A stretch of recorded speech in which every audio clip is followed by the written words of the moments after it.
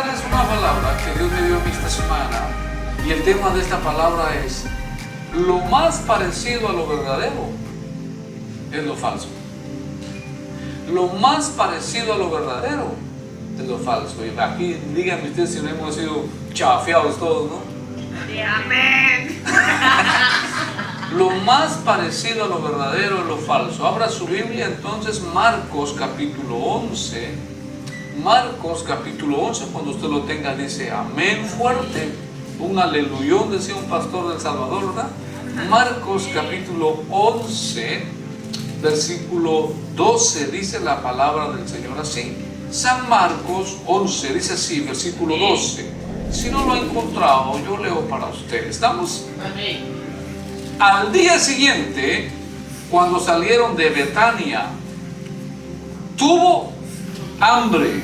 ¿Quién tuvo hambre? Jesús, muy bien. Amén. Y viendo de lejos una higuera que tenía hojas, fue a ver si tal vez hallaba en ella algo. Pero cuando llegó a ella, nada halló sino hojas, pues no era tiempo de higos. Entonces Jesús le dijo a la higuera: nunca jamás coma nadie fruto de ti. Y lo oyeron sus discípulos. Amén. Oramos. Amado Padre, muchas gracias, te bendecimos, te engrandecemos, te exaltamos. He leído tu palabra hoy, Señor, y hoy vamos a comer, vamos a alimentarnos. Gracias por mis hermanos presentes, por los que están viendo a la distancia, Señor, por las redes sociales. Los bendecimos también, Padre, y que tu Espíritu Santo sea con ellos y con nosotros. Gracias, Señor amado, en el glorioso nombre de Jesucristo. Amén, Señor. Amén. Amén. Amén. Tome su lugar esta tarde. Vamos a entrar a la palabra del Señor con una pequeña introducción, por supuesto, para que comprendamos a lo que quiero llegar ahora. ¿Estamos? En el año 2013, Perú, aquí hay peruanos, bueno, la hermana no vino hoy, qué bueno, ¿verdad? Perú desplazó a Colombia en producción de billetes falsos a nivel mundial, según el Servicio Secreto de los Estados Unidos. Y por ahora continúa siendo el primer falsificador de dólares de todo el mundo, el Perú. De acuerdo con reportes, en el año 2015 fueron incautados 58 millones de dólares falsos en Estados Unidos. Desde el 2009 al 2016 se han incautado más de 77 millones de billetes adulterados en todo el país, en el Perú, y tenía como destino los Estados Unidos.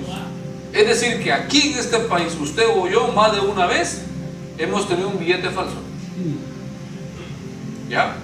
Y si es, digamos, de a 100, difícilmente lo van a pasar, pero dice que la mayoría de billetes falsos que hace el Perú, obviamente hace de todas las denominaciones, pero el primordial es el de a 20, porque el de a 20 no le ponen mucha atención. Y si usted sin darse cuenta, usted de alguna manera le dieron un billete falso y usted lo tuvo que dar.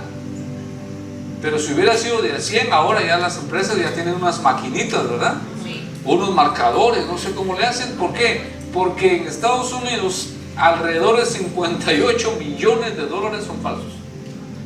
En el 2003 detectamos, dijo uno de los oficiales del Perú, el primer billete fabricado en mi país, Perú. La producción se ha incrementado y ahora el 17% de los dólares falsos en Estados Unidos provienen del Perú. Ojo, tremendo eso, ¿verdad? Por lo menos dicen ellos que al hablar de billetes falsos, Estados Unidos, lo primero en quien va a pensar es en Perú. Colombia va al segundo puesto. Es decir, que lo más, hermano, lo más cercano a lo verdadero es lo falso. Y cuando hablamos de lo falso, también podemos ver ropa falsificada, ¿verdad? Vemos perfumes falsificados, cintos falsificados, relojes falsificados, bolsas falsificadas, ojos falsificados, porque ahora ya no son verdes de los originales, hermano. Y los dientes tampoco. ¿Ah? Pestañas falsificadas, Uñas, ay, ay, ay. uñas falsificadas. Hermano, dientes falsificados. Madre mía. Entonces, al final del día, cuando el novio se casó con una muchacha hermosa y todo, wow, una reina, y cuando de la luna de miel, la muchacha le dijo, espérame acá. Ya usted sabe lo que sigue, hermano. Ya usted sabe lo que sigue cuando esta muchacha empezó a desguajarse todo, quitarse pues, bueno, en el buen sentido de la palabra, no ropa, pues estas cosas, ¿verdad? Uñas, ojos. No, las cositas del color de los ojos, pestañas, el pelo, los dientes. Entonces el tipo dijo, Dios, ¿por qué? Porque otra vez lo más parecido a lo verdadero es falso. Lo más parecido, o lo más parecido. Es más, ¿cuántos han ido a un lugar, no sé si conocen de casualidad, posiblemente no, el Parque MacArthur? ¿Alguien conoce? Mire que al día siguiente los paisas vienen y ya tienen su green card. ¿Sí o no? Sí, mano, porque ellos solo le hacen la manita así, ¿verdad? Y cuando yo fui a ver y hacían así, yo decía, ¿qué quieren decir con eso, verdad? Así le hacían. Y entonces el que me daba me dijo, no, es que son los que te van a dar tu green card. Dije, gloria a Dios, alabado sea el Padre.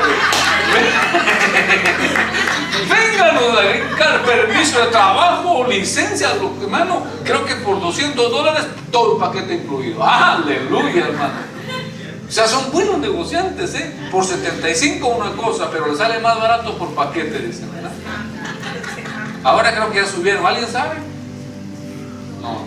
Nadie se va a animar a decir, ¿verdad? 150. Miren, hermanos, las cosas están subiendo, hermano. También los paisanitos ahí necesitan, porque ya las cosas suben, ¿verdad? Y hermano, escuche esto, y uno compara una green card de ahí con una green card verdadera. Hermano, no hay nada de diferencia, hombre.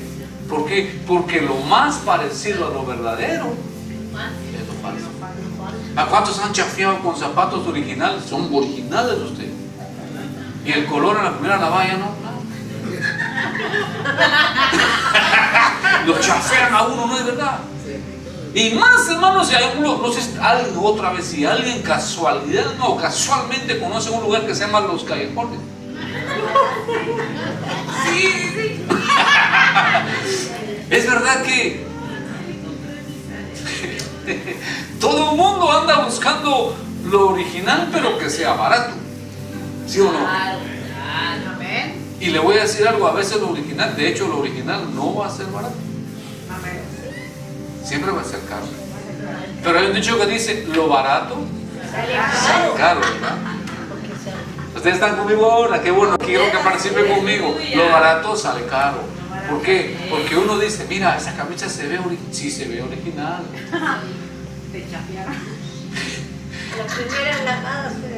Pero se te va a encoger, ¿verdad? El color va a desteñir.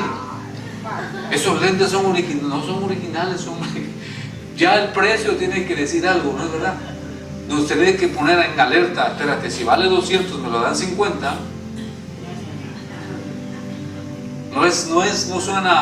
No suena bien, ¿verdad?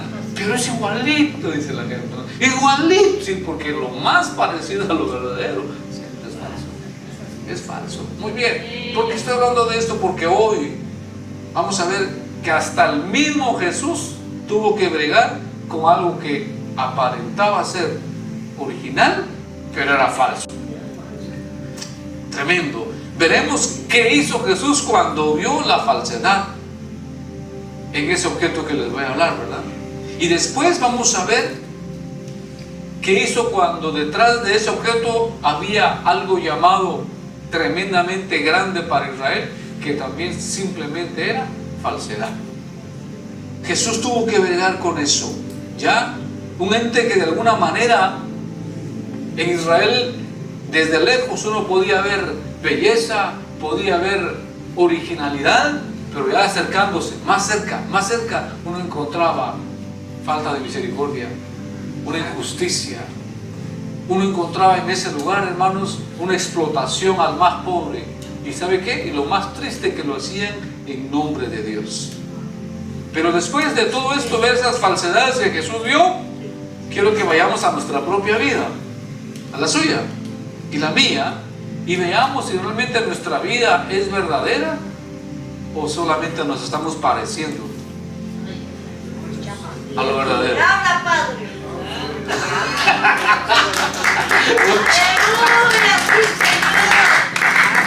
O es chafa, dice hermana Estelita. O nuestra vida es verdadera o es parecido a lo verdadero. Si no llega a lo verdadero y es parecido, es falso. ¿Sí van conmigo? Bueno, esa palabra quiero darles hoy. Si mi vida no llega a ser verdaderamente lo que Dios quiere de mí, entonces solamente estoy viviendo de apariencias. O no es que yo soy el pastor, usted, ¿verdad? No es que aquí mire usted solo, o yo soy el líder. No, espérese usted, aquí yo soy el que, espérate, y a la hora de los fracasos, la prueba, a la hora de la escalada de atención, ¿cómo vas a reaccionar? ¡Aleluya! Porque si yo como pastor no me sujeto a la autoridad de Dios, entonces perdóneme usted, pero solo estoy viviendo de apariencias. Pero que aquí el que realmente manda es Dios. Y las cosas que se hacen aquí son porque Dios quiere que se hagan. ¿Verdad? Pero todo el mundo aquí está en autoridad y bajo autoridad. ¿Estamos? Entonces, ¿mi vida espiritual refleja realmente una verdadera relación con Dios o solamente llega a parecerse nada más? Si solo llega a parecerse, es falsa. Es falsa. Ojo con eso. Muy bien. La primera imagen de la que le voy a hablar es sobre la higuera que leímos. La higuera que aparece ahí en San Marcos, aparece en San Mateo, aparece en San Lucas. La higuera. ¿Por qué Jesús maldijo la higuera cuando no encontró frutos? Esa es la pregunta. ¿Por qué maldijo Jesús una higuera que no estaba dando frutos? Si Marcos dice que no era tiempo de que diera frutos la higuera. ¿Se dieron cuenta? Si la higuera no tenía frutos era porque no era tiempo, según Marcos. Pero Jesús va y la maldice. La pregunta es, ¿por qué no hizo un milagro para que la higuera fuera fructífera? Era más fácil, ¿no? Pero fue drástica la acción de Jesús. Ojo, no se me adelante. No se me adelante. La hermana va a 100 por hora, mano. Deténgala. Porque Jesús va, se acerca a una higuera y Marcos dice que la maldice, pero dice que no era tiempo de higos, ¿no? Ahora, en Palestina, la higuera, cuando llega la primavera, aparecen las primeras hojas de la higuera. Ojo, cuando una higuera tiene hojas, a ley tuvo que haber dado frutos. Porque en la higuera primero da fruto y después da hojas. ¿Van conmigo? Entonces se dice que cuando la higuera empieza a dar sus hojitas, en las hojitas vienen pegados unos botoncitos, ¿ya? Unos botones pegados allí que de alguna manera son comestibles, o sea, higos, pues, unos higos pequeños. Entonces todo mundo en Israel sabe que cuando ya se ven hojas en la higuera, la gente puede ir debajo de las hojas y cortar ya los higos, cortar esos botoncitos, ¿verdad? Y empiezan a comérselos. Entonces, a lo que quiero llegar es a este punto. Si la higuera ya tenía hojas, obviamente tenía que haber venido acompañada de unos pequeños higos que se comían. ¿Estamos? Si estos pequeños higos no aparecen en ese tiempo, ojo, indica que la higuera es estéril y que nunca va a dar frutos. Hay higueras que producen y higueras que no producen. Pero entonces, ¿dónde estaba la chafiada, no? O la falsedad, que estaba frondosa, tenía hojas lindas, preciosas. Y Jesús, como buen hebreo, como buen judío que conocía la cultura y que conocía todo lo concerniente al cultivo de la higuera, dijo: espérate, esa higuera tiene hojas. Y fue. Y que el texto dice: y tuvo hambre. Ahora, suena raro que Jesús viniera de la casa de Betania, seguramente de la casa de Lázaro. ahí Jesús no iba a salir sin desayunar, ¿verdad? Ahí a ley, María le iba a dar, Marta le iba a dar. Pero detrás de la higuera hay un mensaje que Dios quiere darle y le dio al pueblo de Israel, pero nos lo va a dar a nosotros también. ¿Estamos? Fíjese que Jesús salió de la casa de Betania. Si usted ve, dice, de la casa de Betania venía Jesús. Y ahí estaba Lázaro, su mejor amigo. Ahí estaba Marta, ahí estaba María. Y nunca se iba a irse a desayunar. Es como usted, hermano, usted nunca deja ir a su invitado especial de casa sin darle algo, ¿verdad? Y más si es de camino, desde la mañana, dejarle su cafecito con pan, aleluya. Si es guatemalteco, unos cuantos panitos con frijol. ¡Ay, qué rico! Si sigo me va a dar hambre, hermano. No, en mi país venden unos desayunitos, hermano. Le voy a hacer la historia. Frijolitos, ¿cuántos guatemaltecos hay acá? Frijolitos volteados. Y a la par le ponen unos 2 huevitos, Queso, crema y un choricito frito. Y un cafecito que sale así, mire, hermano, de la olla. Plátanos fritos de este lado. Y le ponen unos grandes cubiletes así, hermano. Panes, pan dulce, le ponen hacia la par. Ay, hermano, ¿quién se va a resistir a esos desayunos? Por Dios bendito, si cuando yo voy a mi país lo primero que hago es pedir un desayuno de esos. Se llaman desayunos chapines. muy sabroso. Sabrosos, hermano. Por si un día quiere ir conmigo a Guate, ya sabe dónde vamos a ir, ¿o yo? A un desayuno chapín. Cuando Jesús sale de Betania, ¿usted cree que no le dieron a Jesús su desayuno? Sí, hermano. Pero qué raro, mire, no es raro sino por algo. Jesús dice, Jesús tuvo hambre. Si acababa de salir de acá y le da hambre. Y dice, ahí está la higuera, ¿verdad? Ahí vos ahí. Si ahí yo voy a comer ahí. Por lo tanto, cuando Jesús se acercó a la higuera, hermanos, frondosa, Jesús tenía toda la razón en pensar que esa higuera tenía higos. Tenía higos, amén. Para comer, ¿no es verdad? Tenía toda la razón para pensar que tenía higos, ¿verdad? Que podía encontrar ahí algo. Sin embargo, ¿qué dice el texto? No halló nada. Qué triste, ¿no? Solo dice que halló hojas. Qué pesar, hermano. Solo hojas nada más, como que anden palabras y palabras, ¿verdad? ¿Se la saben ustedes, no? Palabras. Y palabras. Y Jesús solo encontró hojas. ¿Dónde? En la higuera. Entonces Jesús dice muy bien, esta higuera no merece estar de pie, porque si ya no tiene, o si no tiene higos, quiere decir que nunca va a producir. Entonces le voy a evitar el trabajo al agricultor, tener que echarle abono, tener que cuidarla. Mejor que se seque. No va a producir nada. Solo va a estar dando mensajes de falsedad nada más. La pobre gente del camino, cuando pase por ella, con gusto va a venir y se va a acercar y no va a encontrar nada. Y yo no quiero que esta higuera esté engañando a la gente. ¿Sí van conmigo? Va a provocar nada más que la gente crea que hay y no hay. Va a provocar que la gente pierda su tiempo. Va a provocar que la gente se enoje. No, mejor no. ¿Qué dijo Dios? No, nunca más la gente coma de ti. Es decir, no vas a producir nunca. Y dice la palabra que la higuera se secó. ¡Wow! Tremendo, hermano. Se secó. ¿Y se secó de dónde dice? De raíz. O sea, la palabra de Jesús fue directamente de abajo para arriba. Y se secó la higuera, hermano. ¡Wow! Eso está tremendo.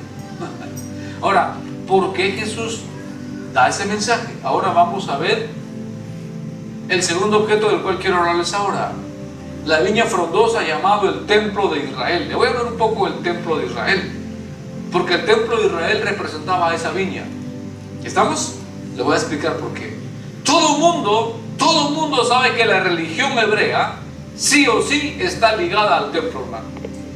Los rituales, las ofrendas, los sacrificios, el venir a adorar. Si no hay templo, no hay adoración. Si quiere usted, para Israel, el templo para Israel es lo más sagrado, ¿ya? Lo más sagrado que había para ellos. Tremendo, hermanos. Para un judío el templo es la base central de su fe. La base central de su fe. Y todo porque Jehová, cuando Salomón dedicó el templo, ¿qué dijo Jehová? Yo voy a habitar ahí para siempre. Entonces para la mente judía, su Olam, el Olam, el Elohim, el Shaddai, Adonai, todos los nombres que uno tiene, únicamente vive en el templo. No fuera del templo, ni siquiera en Judea, no.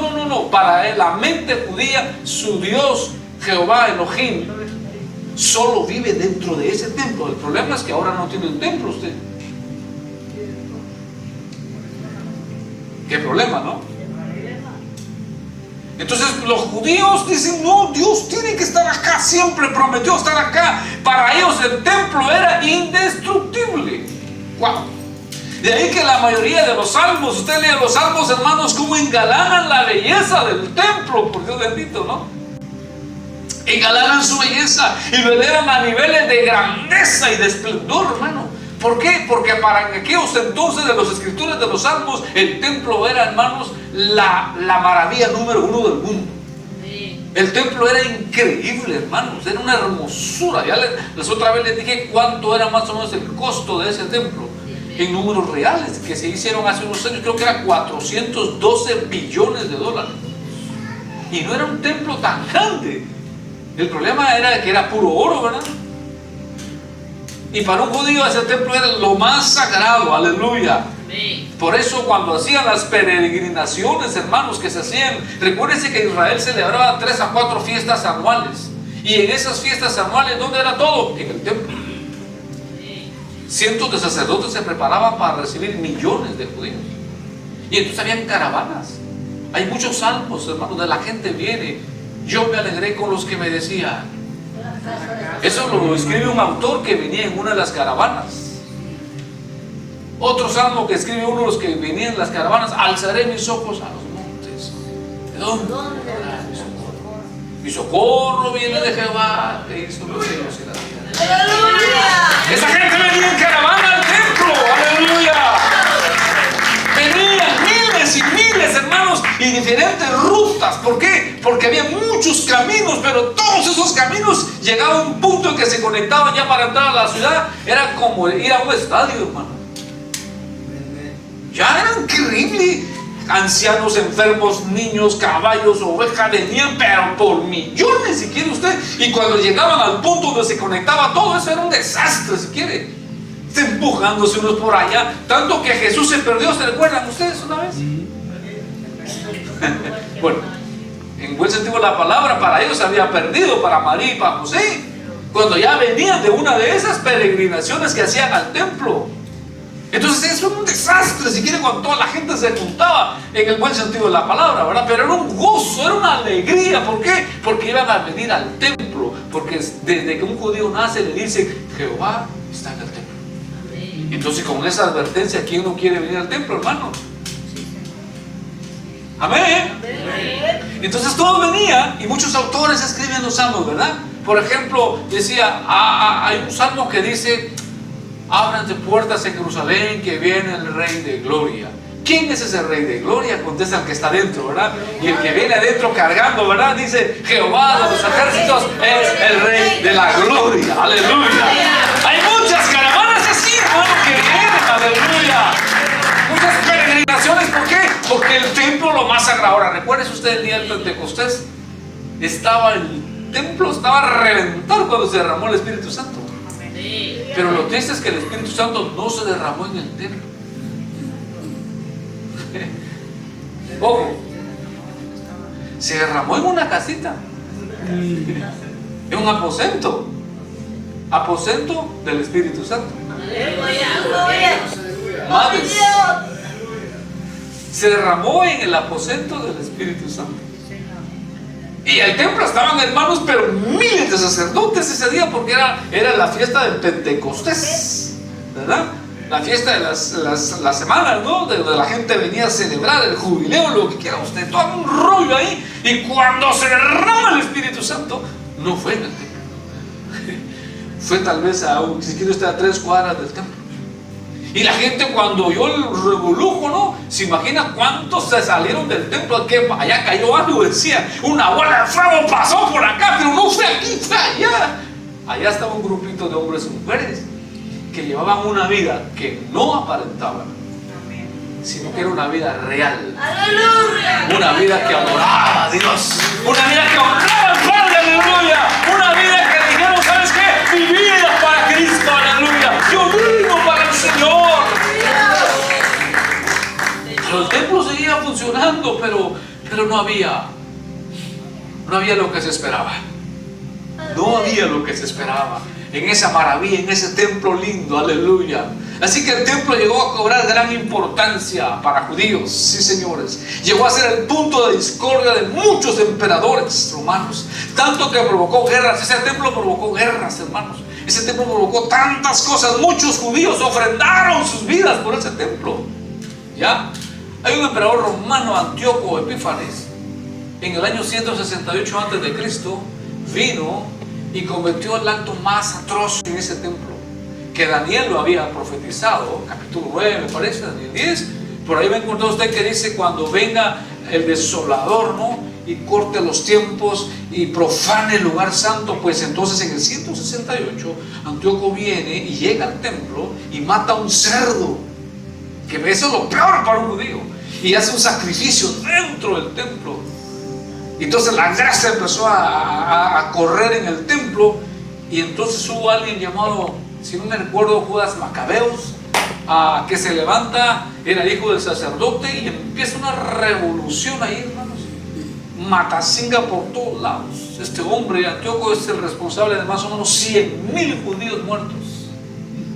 ¿Por qué? Porque para el judío el templo era lo más sagrado, lo más sagrado, lo más sagrado. Ahora, hermanos, ¿cómo unimos la higuera con el templo? ¿Cómo la unimos? Muy bien, vamos a ver pues. Vea el capítulo 11. ¿Tiene su Biblia abierta? Capítulo 11 de San Marcos. ¿Estamos? Sí. Vamos a ver qué dice en el capítulo 11. Entrada triunfal de Jesús en Jerusalén. ¿Qué es eso? Conocemos eso, ¿no? Conocemos esta historia, sí, cuando Jesús entra montado en un polluelo, ¿verdad? En un burrito, si quiere entra y toda la gente le alaba, ¿no es verdad? Sí. Capítulo 11 de Marcos. ¿Vamos? Sí. ¿A dónde iba Jesús? A Jerusalén, ¿verdad? Ahora, por favor, note bien el versículo 11, ¿cómo termina? Versículo 11, ¿qué dice? Y entró Jesús en Jerusalén y en el templo, y habiendo mirado alrededor todas las cosas, como ya anochecía, se fue a Betania con los 12. Bueno, entró Jesús, ¿a dónde entró? A Jerusalén. ¿Y a dónde más? ¿Y qué dijo? Y observó, vio todas las cosas que ahí se hacían. ¿Qué miraría Jesús? Ustedes pregunto. ¿Qué miraría Jesús en el templo cuando llegó ahí? Y como ya era de noche, ¿qué dice? No hizo nada. No hizo nada ahí no hizo nada. ¿Qué? ¿Se fue? ¿A dónde se fue? Ah, bueno, les decía yo a dónde. Posiblemente a casa de Lázaro, Marta y María. La pregunta que les hago a ustedes que son lectores de la Biblia, en ese versículo 11, ¿qué cree usted que vio Jesús en el templo?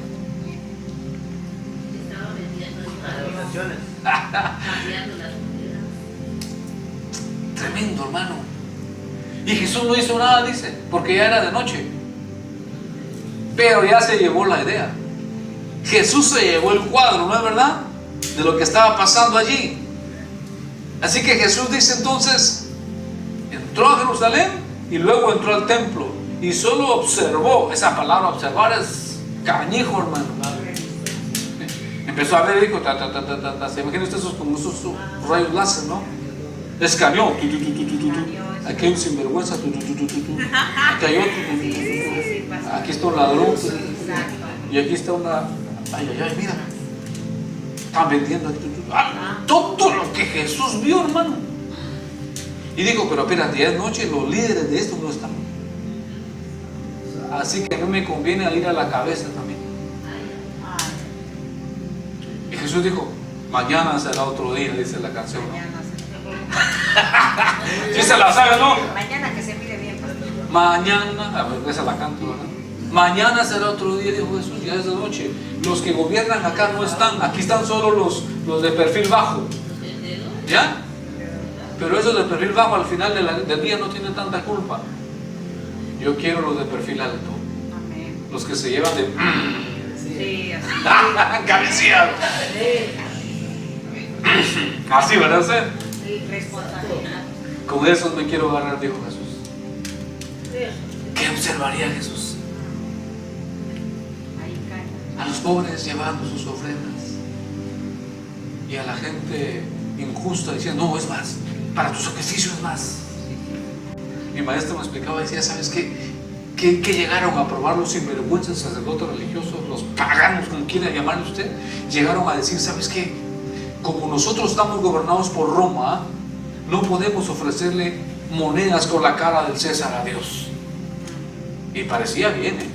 Entonces, ¿qué vamos a hacer? Ojo lo que hicieron ellos. Creemos una moneda sin valor del templo.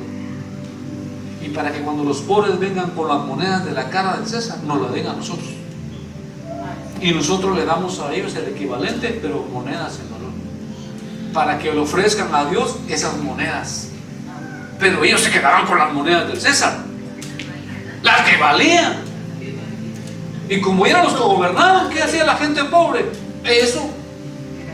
Hermano, dice el Señor que ese tu dinero es profano, no se lo puedes ofrendar a Dios porque ahí está la cara del César y el César es Satanás para nosotros, así que déjanos tu dinero acá y a cambio te damos nosotros eso. Muy bien, muy bien. Y la gente pobre, muy bien. No, muy poco, hermano. Dice el Señor que tienes que traer un corderito más gordito, más. Muy bien. Wow, eso era lo que estaba pasando en el templo. Y Jesús viendo, hermano, observó cómo los sinvergüenzas le quitan el dinero que vale. Y se inventaron una moneda, le llamaban la moneda del templo, ¿viste? La moneda consagrada a Dios sin valor. Y entonces por eso Dios en un pasaje dice, hastiado estoy. Ojo, ¿de qué? De sus ofrendas, de sus sacrificios. Estoy hastiado, mi alma no aguanta. Hermano, que Dios diga eso, Padre bendito.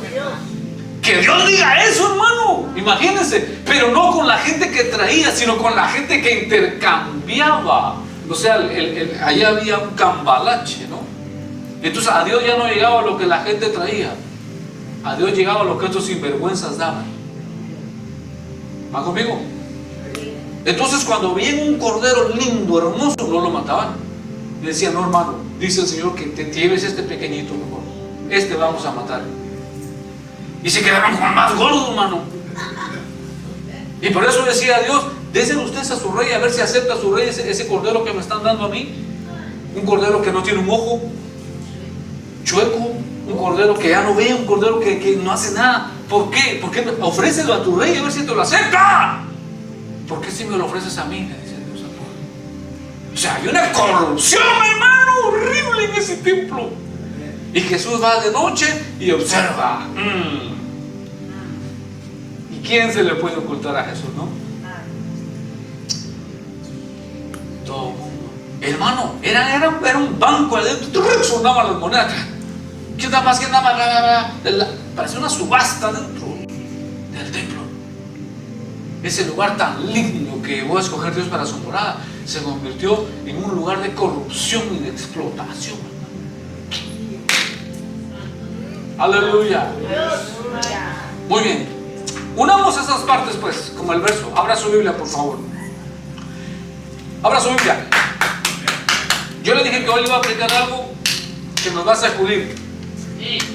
No las emociones. No las emociones. Yo no quiero emocionarle a usted. Ay, qué linda esa palabra. No hay cambio. No. Quiero una palabra que venga y que reacuya mi vida. Y que me confronte con la realidad de mi cristianismo. Aleluya. Verso 11 encontramos que Jesús va al templo, ¿verdad? En el verso 12 al 14, al día siguiente, Jesús sale de Betania y viene otra vez al templo, pero antes de llegar al templo se encuentra con la higuera. ¿Estamos? Y después que maldice la higuera, en el verso 15 al 19, ahora sí va al templo. ¿Va conmigo? Sí, amén. Va al templo y ahora ahí sí ya no se queda callado. Ahora Jesús viene y explota en el templo, si quiere verlo así. Del 15 al 19, usted va a encontrar que Jesús ahora lo que acaba de hacer con la higuera, lo va a hacer con el templo ahora.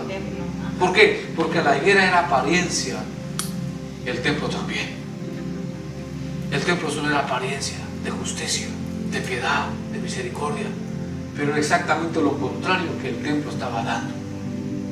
¡Aleluya! En el verso 20 al 26, ¿qué vamos a encontrar? La higuera que se seca de raíces. La higuera se secó de raíces, ¿no es verdad? Al hacer Marcos de alguna manera estas 4 secciones, pretende que nosotros como lectores comprendamos que esa higuera que fue maldecida, esa higuera estéril, esta higuera sin frutos, en realidad representa esa institución religiosa llamado templo, con sus sacerdotes, con sus ministros, cuya función había llegado a su fin, ¿ya? Y está a punto de desaparecer. Porque si Jesús dijo, si la higuera no va a dar frutos, que ya no siga engañando a la gente. Y si lo decía para el templo, ¿qué dijo? Si este templo no está dando frutos, que ya no siga engañando a la gente. Que ya no siga haciendo falsas promesas a la gente. El templo lo habían convertido, hermanos, en un centro financiero y tristemente en nombre de Dios. Wow. Jesús está diciendo, mira, qué triste es que uno vea la apariencia, pero cuando uno llega cerca, se diluye la apariencia. Y cada vez que te acercas, te vas dando cuenta que eso es la apariencia nada más. Jesús se acercó a la higuera. Ahora la pregunta es, ¿no sabía Jesús que la higuera no tenía frutos? Sí sabía, pero quería darle una lección a sus 12. Quería darle una lección también al templo, porque Jesús no va a maldecir algo que Él no le demuestra a la gente que no sirve. Y Jesús entonces, ¿qué hace? Le dice a la gente, vean, la higuera no tiene frutos. Ahora, ¿qué hace Jesús con el templo? Ojo, si usted ve capítulo 24 de San Mateo, dice la palabra, capítulo 24 verso 1, mire lo que dice. ¿Qué hace Jesús? Muy bien, pero en el capítulo 24 verso 1 dice, cuando salía Jesús, ¿de dónde? Qué triste, hermano. Que esa acción me duele mucho en mi corazón, porque dice, cuando salía Jesús de su templo, ¿y qué dice? Y se iba. O sea, fue la última vez que Jesús estuvo en el templo. Ya no más regresó. Se fue de ahí. Y cuando se iba de ahí, nadie le dijo, maestro, no te vayas, porque eres tú que santificas esto. No, nadie. ¿A qué os siguieron cambiando? ¿Quién da más? Y Jesús salió del templo. Y cuando sale del templo, los discípulos, mira la pregunta que le hicieron. Le dijeron, maestro, mira lo lindo de los edificios del templo. Hasta los discípulos estaban impresionados, porque el templo era una imagen, una apariencia. Nada más. Y Jesús tiene que decirle lo que le dijo a la higuera. Muchachos, vean eso que ustedes ven ahora. Véanlo por última vez. Porque de cierto les digo que no quedará piedra que no sea derribada. Porque las apariencias van a engañar, pero no a Dios. Las falsedades tarde o temprano salen a luz. Las apariencias duran en tanto que la verdad no llega. Pero cuando llega la verdad, todo el mundo se queda impresionado, ¿no es verdad? ¿Pero cómo es? ¿Cómo? ¿Cómo? No puede ser. Hoy vimos, hermanos, cómo de alguna manera, o miramos, aplicándolo a nuestra vida, la higuera actual. Miramos hoy, ojo con lo que le voy a decir, templos llenos de gente, con programas de televisión, con tremendos presupuestos, con seguidores, con millones de seguidores. Vemos estadios llenos de gente y uno dice, wow, Dios ahí se está glorificando, Dios está haciendo cosas lindas. Pero déjeme decirle algo, yo me pregunto, Y si programáramos una vigilia con esa gente, ¿usted cree que esos templos estarían llenos? Y si programáramos un día de ayuno, estarían llenos esos templos. Si programáramos un día de compartir con el necesitado, esos estadios seguirían llenos de gente.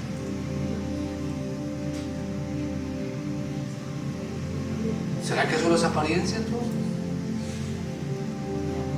Porque nosotros nos impresionamos, hermano. Uno ve grandes edificios. Los discípulos se impresionaron cuando vieron el templo. Pero Jesús no se impresiona con esas cosas. No se impresiona con eso. Y si Jesús destruyó el templo, que era lo más sagrado para una nación, ¿qué puede pasar ahora? Amén. Uno ve tantas cosas lindas y dice, wow, proyectos por acá, miles por acá, gloria a Dios, y la gente, wow, que sonidos por acá, inversión por allá, y gloria a Dios. Pero si Jesús viniera hoy a buscar frutos, ¿los va a encontrar? Aleluya. Yo me pregunto eso, hermano. Porque parece ser que nuestras iglesias están llenas más de show, más de emoción, que todo gira en relación a una persona y no en relación a Dios. Eso es peligroso.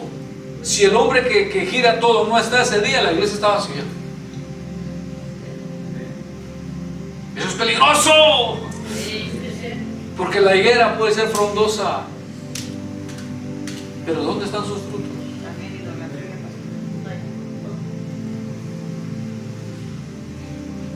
Aleluya.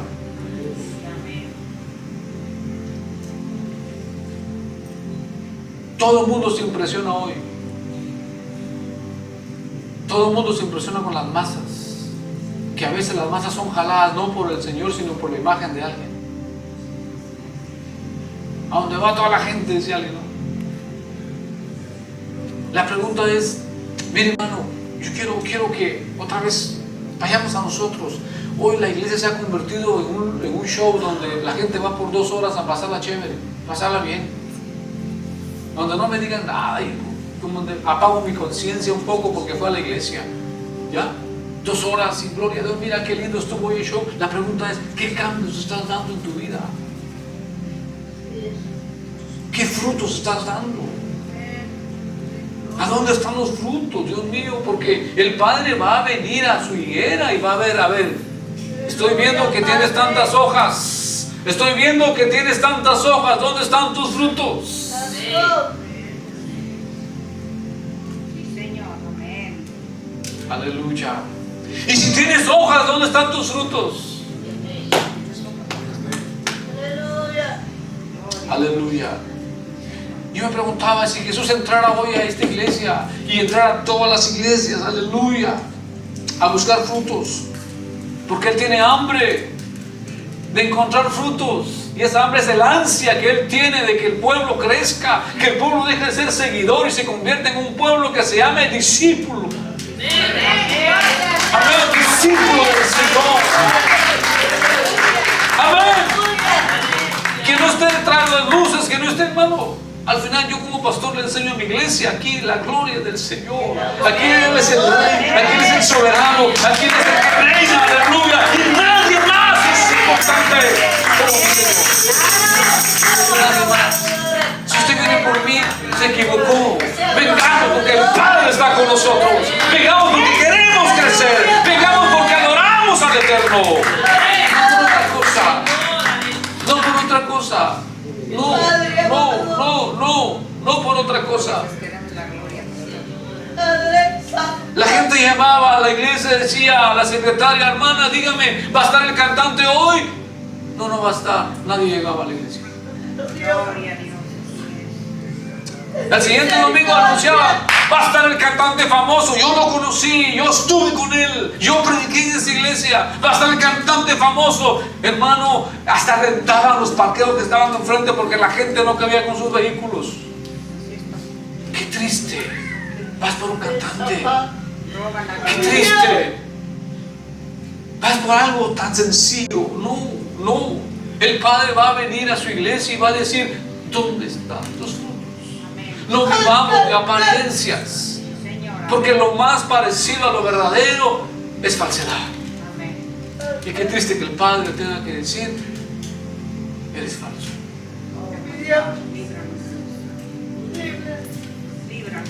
Eres falso. Aleluya. Lo más parecido a lo verdadero es lo falso.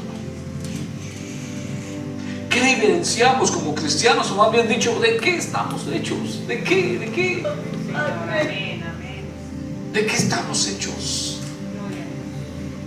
Sucede a veces que tenemos conceptos altos de los mismos hermanos y dicen: ¡guau! Ese es sierva de Dios, ese es siervo de Dios. Y cuando vienen los procesos, ¿dónde están tus frutos? ¿Dónde están tus frutos? Decía mi pastor: hay cristianos que parecen azúcar. Cuando llueve, no van a la iglesia. Se deshacen. Hermanos, ¿qué frutos tenemos nosotros? Yo no quiero criticar a nadie, no es mi estilo, usted lo sabe. Me interesa mi iglesia, me interesa esta casa. Pudiéramos tener, si quiere, lleno este edificio con un mensaje liviano, con un mensaje suave, con lo que la gente quiere escuchar. Pero Dios no me mandó a mí a predicar lo que la gente quiere escuchar. Dios me mandó a predicar lo que ellos necesitan escuchar. Porque un día yo como ministro voy a estar frente al Señor. ¿Y qué le voy a decir? Quise quedar bien con la gente, pero que haces mal conmigo. Oh, hermano, perdóname, pero yo mi salvación no la pongo en juego en nada, hermano. Si tengo que decir la verdad, de hecho lo tengo que hacer. Tenemos que crecer. Tenemos que crecer y ser discípulos. Ya no nos dejemos llevar por que mira lo que dijo, que no, ya paremos con eso. Seamos discípulos de Jesús. Echemos raíces, aleluya. Vivamos para el Señor, aleluya. Santo Dios. ¿Usted cree que un judío pensaba que uno de ese templo ese va a ser destruido? Jamás en su vida. Jamás. Porque para ellos ahí vivía Jesús. Más bien Jehová. Y si Jehová vivía ahí, ese templo nadie lo iba a destruir. Pero en el capítulo 24 Jesús está yendo. Y como se fue en el año 70 después de Cristo, ¿cómo? Tito, el famoso emperador Tito, ¿no? Viene con todas sus legiones y hacen de ese templo un picadillo. Y dice la Biblia que la higuera se secó de raíces. Les voy a decir por qué dice eso. Porque cuando Tito viene y destruye el templo, dice que llegaron hasta los cimientos y quemaron eso. Y por meses ese humo no se apagaba. Porque el oro se deshizo. Y entonces los cimientos fueron destruidos. Por eso Marcos dice: y la higuera se secó de raíz. Está diciendo: y el templo lo voy a destruir hasta que no lo levanten más. ¿Por qué? Porque el templo solo llegó a ser un edificio de apariencia. Hay gente que habla con orgullo: no, yo voy a tal iglesia porque... Sí, espérate, dame tus frutos.